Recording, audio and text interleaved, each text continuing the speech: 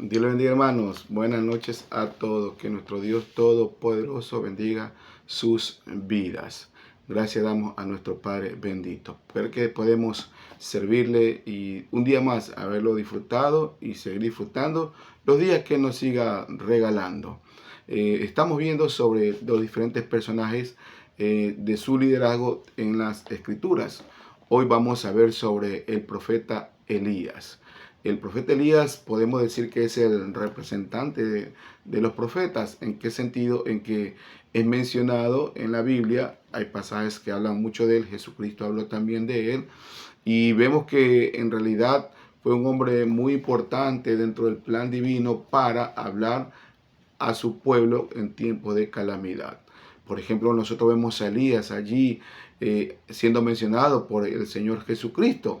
En una de las ocasiones incluso lo vemos que en el monte de la transfiguración, él juntamente con Moisés aparecieron hablando con el Señor. ¿Por qué? Porque se consideraba que Elías representaba a los profetas, entre tanto que Moisés representaba, por supuesto, la ley. Y así vemos a este hombre de Dios que fue usado, fue un instrumento por el Señor en tiempo donde era necesario justamente la voz de Dios, que Dios sea hablando directamente a su pueblo por la situación que éste estaba viviendo, pues se había alejado, se había apartado, había apostatado del Señor y habían hecho cosas sumamente terribles. Habían adorado a los Baales, a Acera, especialmente comenzando desde su rey, el rey Acab, y su esposa Sidonia, la reina Jezabel. Entonces, ¿qué es lo que nosotros vemos, amados hermanos? Que esta mujer fue quien va a incitar al rey Acab a apostatar, a rendir culto a los Baales, a Acera, y va a hacer que el pueblo también se desvíe y en lugar de adorar y servirle a Dios, pues puedan ellos entregarse completamente a la idolatría. Y justamente ese es el marco histórico donde se va a desarrollar el ministerio del profeta Elías. Acab es el rey, es casado con su esposa Jezabel.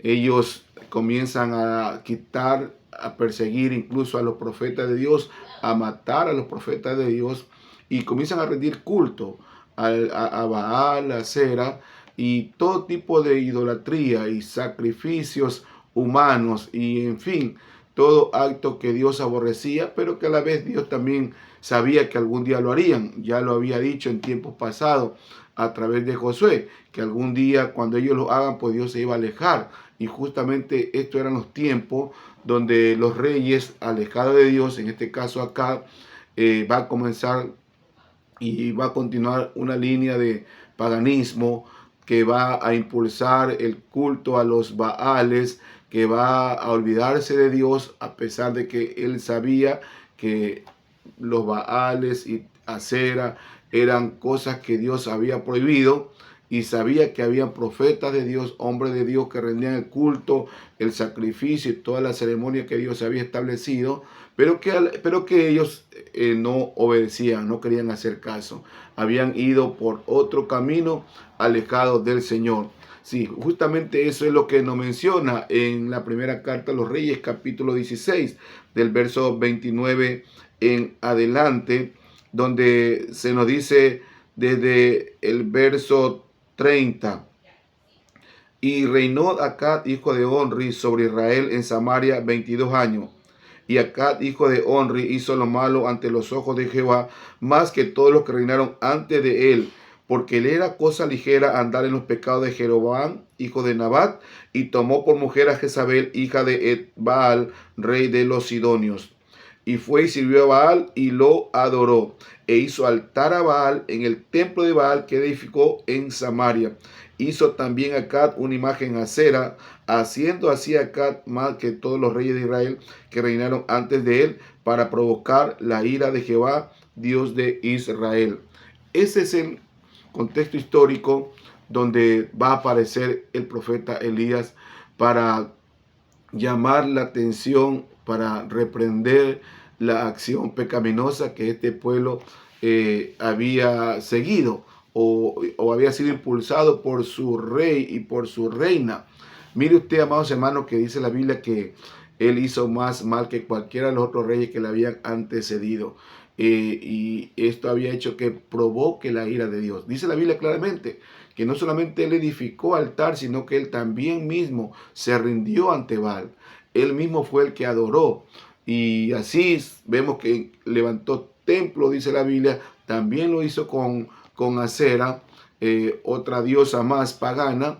Y en fin, vemos cómo en este contexto histórico es donde va a venir el profeta Elías para reprender las acciones que este pueblo estaba cometiendo.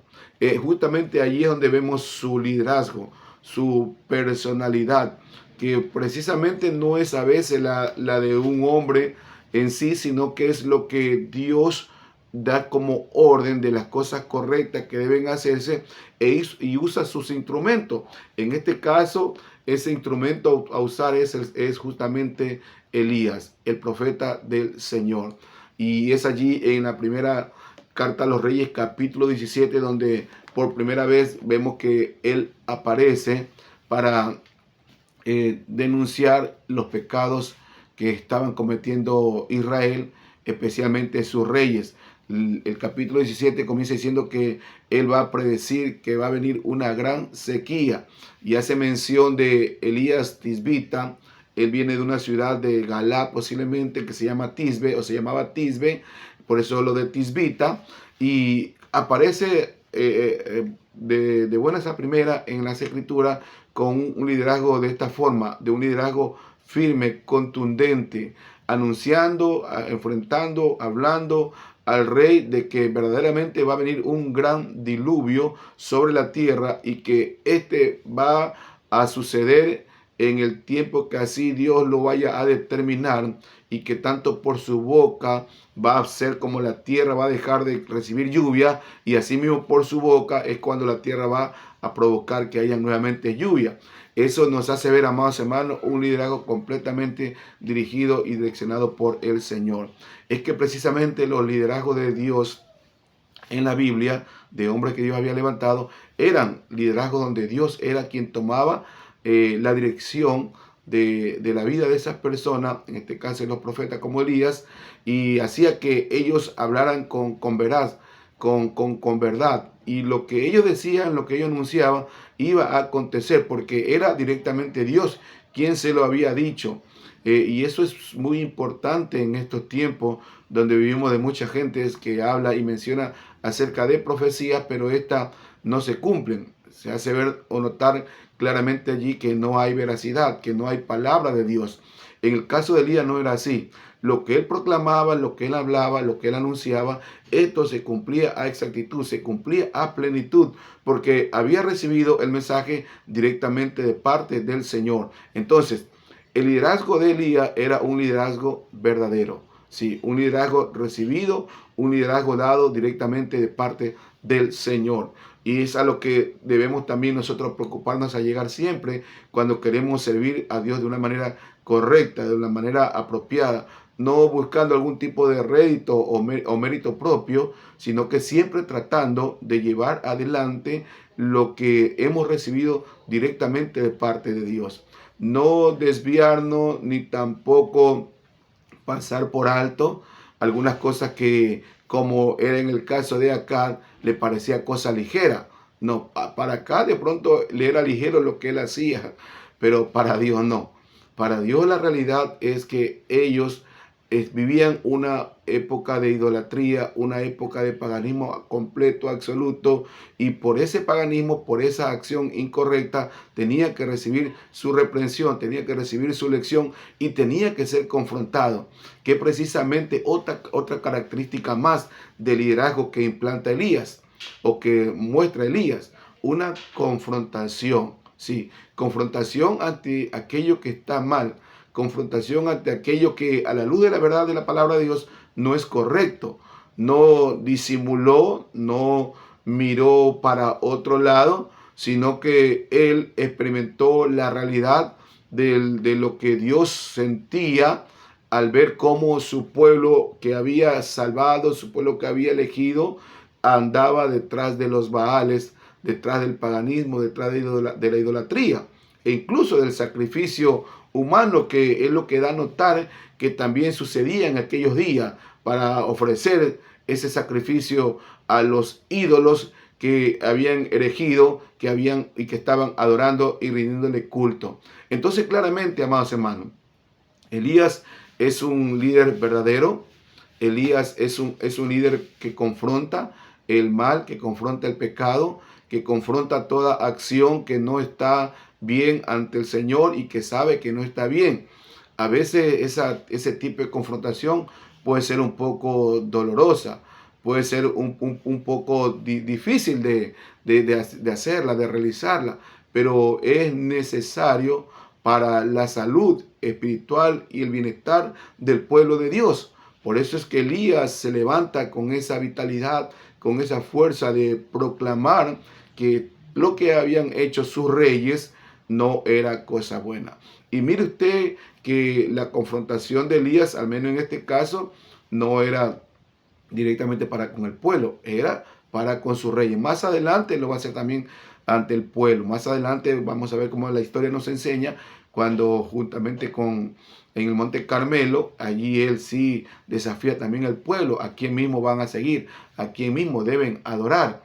Pero en este caso vemos a él confrontando al rey Acab y a su esposa Jezabel. En este caso el rey Acab era el único que estaba presente, pero Jezabel también detrás sabía y sabía y escuchaba y estaba informada de todo lo que había dicho Elías. Y de hecho va a experimentarlo también, porque cuando él hace que la sequía se presente, pues durante 3 años y medio, esta sequía va a estar allí siendo un castigo, un azote, por causa de que ellos se habían alejado de Dios. Sí, porque a la voz de Elías las lluvias cesaban, y a la voz de Elías la lluvia nuevamente iba a caer sobre los campos, sobre la tierra de Israel. Porque fue en este lugar donde justamente Elías está desarrollando su labor profética. Él está en el reino del norte, en el reino de Israel, donde Acab es rey, donde Dios es que lo envía para que confronte el mal que estaba en este lugar. Entonces luego vemos que Elías tiene que irse a otro lugar. Dios le promete que lo va a alimentar, que no lo va a dejar, y eso, amados hermanos, es algo también de suma importancia, porque vemos a un Elías como un líder que depende de Dios. Sí, Elías es un líder que depende exclusivamente del Dios que lo llama. Y esa es otra característica de su liderazgo. Su liderazgo es veraz o verdadero. Su liderazgo es de confrontación ante el mal. Y su liderazgo es dependiente de Dios. Es algo, mire, tan maravilloso que vemos como característica de este hombre, de este profeta del Señor. Él va a depender completamente del Señor. Él reconoce que en su humanidad, pues él sinceramente sin Dios no puede hacer ni es nada. De hecho, nosotros vemos en la Biblia, en la carta de Santiago capítulo 5, versos 17 y 18, que Santiago hace mención de Elías como un hombre sujeto a pasiones semejantes a las nuestras. Y es decir que Elías era tan humano como cualquiera de nosotros. Era un hombre que pues en su momento tenía sus pasiones. En este caso se podía ver afligido, como así mismo lo vemos en su momento, pero que sin embargo él tenía la voz de Dios, él tenía la autoridad, tenía la palabra de Dios para hacer que el mundo o que el cielo pueda llover, como así también provocar una sequía.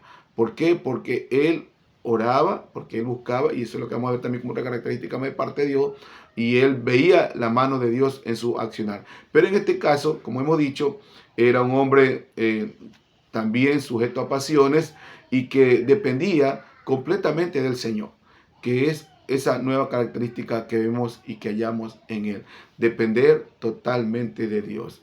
En estos tiempos nosotros entendemos que a veces, por ejemplo, lanzarse al ministerio, al servicio de Dios, esperando depender 100% de Dios, como que se ha restado un poco dentro del pueblo del Señor.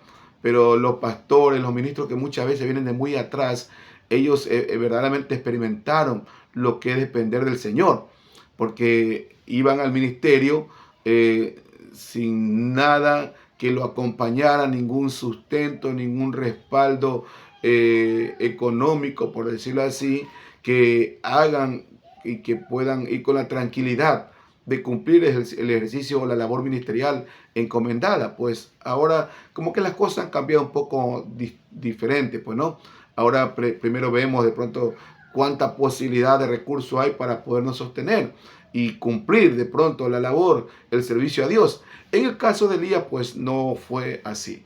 Él nos enseña a depender completamente del Señor. Y Dios le dice que vaya, que se refugie, que Él va a mandar a los cuervos para que le traigan alimento. Y así efectivamente va a suceder. Mire, escuchar la voz de Dios que le diga que vaya, que Él lo va a sostener, que Él va a cuidar, que Él va a proveerle el alimento, es algo que realmente nos hace ver que Elías actuó por fe, por convicción, creyéndole plenamente a Dios y su palabra. Pues tenía una buena comunión con el Señor. Había escuchado su voz, Dios había hablado con él y él estaba convencido que Dios no lo iba a abandonar. Y así es como él va, los cuervos los alimentan, luego termina esa etapa, él va hasta las otras tierras de la mujer sirofenicia, llega a la mujer de sirofenicia, y esta le da alimento. Esta era una viuda que apenas la tierra estaba sufriendo las consecuencias de la sequía. No había alimento, las tierras no estaban produciendo sus frutos correspondientes. Entonces él llega a esta ciudad y ve a esta viuda que estaba iba a preparar su alimento. Elías le dice que sí, está bien que prepare. La viuda le dice que ella va a preparar su último alimento, la última ración que tiene para prepararse, y que luego de eso pues ya prácticamente esperar solamente la muerte. Pero Elías le dice que no, que prepare una torta, que le prepare primero a él una comida y que tenga la seguridad que Dios le ha dicho que no va a faltar la harina de la tinaja ni tampoco el aceite, que Dios va a hacer que justamente ella no se quede sin su provisión, no solamente su última provisión, sino que Dios va a proveerle hasta el último día en que haya sequía y nuevamente haya alimento. Mire, amados hermanos, cuán historia maravillosa hallamos en este momento, ¿no? Porque eso hace ver que Elías está confiando en Dios.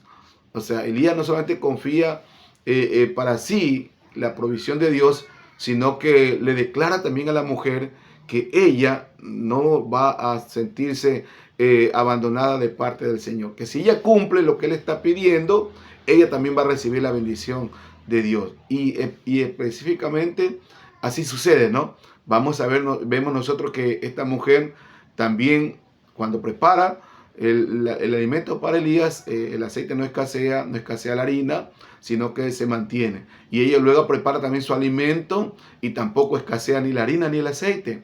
Y así dice la Biblia que hasta que hubo sequía, ella siempre tuvo alimento. Amados hermanos, qué historia tan maravillosa de la provisión de Dios. Qué historia tan gloriosa de cuando nosotros aprendemos a depender de Dios. Dios se encarga también de honrar, Dios se encarga también de proveernos, Dios se va a encargar de sustentarnos. Allí se cumple a fidelidad la palabra de aquel Jehová, Dios Jireh, Dios proveedor. Y justamente eso es lo que hallamos, eso es lo que encontramos en este liderazgo de Elías. Un hombre que depende completa y absolutamente del Señor. Es lo que debemos nosotros también aprender. Si estamos muy convencidos, si estamos seguros de que Dios nos llama a su servicio, de que Dios nos llama a vivir para Él, a llevar adelante la verdad suya, entonces aprendamos también a confiar, aprendamos también a depender y aprendamos también a esperar del Señor. Características que nos muestra el profeta Elías dentro de su liderazgo. Un hombre tan común en sus pasiones como la nuestra, mencionaba Santiago, pero sin embargo con mucha contundencia, con mucha fe, con confianza en Dios. Y ese es una de sus características. Otra característica de Elías es que era un hombre de profunda devoción. Sí, era un hombre de profunda devoción. Alguien que hablaba con Dios, que clamaba y que oraba a Dios. Al punto que aún la naturaleza cumplía lo que él clamaba o lo que él pedía, porque ya en su comunión con Dios, Dios le había mostrado lo que podía hacer y lo que iba a suceder. Pero eso nace, amada iglesia, eso sucede, amados hermanos, cuando uno tiene esa cercanía con el Señor. Mientras más apegado, más cerca estemos del Señor, con más tranquilidad, con más seguridad podemos escuchar su voz, podemos escuchar su palabra, podemos conocerle a Él. Y es lo que pasa en la vida del profeta Elías. Era un hombre dentro de su característica de liderazgo con una extrema devoción a Dios. Es decir, que su servicio a Dios estaba respaldado detrás de una vida de comunión directa con el Señor, que es una virtud más dentro de su liderazgo, que es algo de lo cual también nosotros debemos asimilar y aprender. Que la labor que nosotros emprendemos dentro del cristianismo, dentro de la obra del Señor, debe ir respaldado justamente por ese acercamiento permanente, continuo para con Dios durante todo nuestro día. Es verdad que no tendremos muchas horas o disposición siempre de inclinarnos o de arrodillarnos y de orar a Dios, pero podemos hacerlo de diferentes formas. A más de un tiempo de devoción personal durante nuestro trayecto en la jornada, siempre tener en cuenta ciertas cosas que van o están sucediendo a nuestro alrededor y clamar y pedirle a Dios, aún por nosotros mismos, si estamos enfrentando una situación de dificultad. ¿Qué es lo que va a pasar con Elías? No es un hombre perfecto, es un hombre que tiene también ciertos sentimientos en momentos de aflicción, de tristeza, producto de lo que él está viviendo, pues ve que aún siendo un profeta de Dios, aún Dios hablando con él, aún siendo un hombre justo, haciendo el bien, sin embargo sufre persecución, sin embargo sufre la escasez, pero que en su fortaleza, en su comunión, Dios le da nuevamente esa vitalidad para él seguir confiando, porque es un hombre, es un ser humano tan natural como todos nosotros. Pero vemos esa virtud también en él, que él se comunicaba con Dios.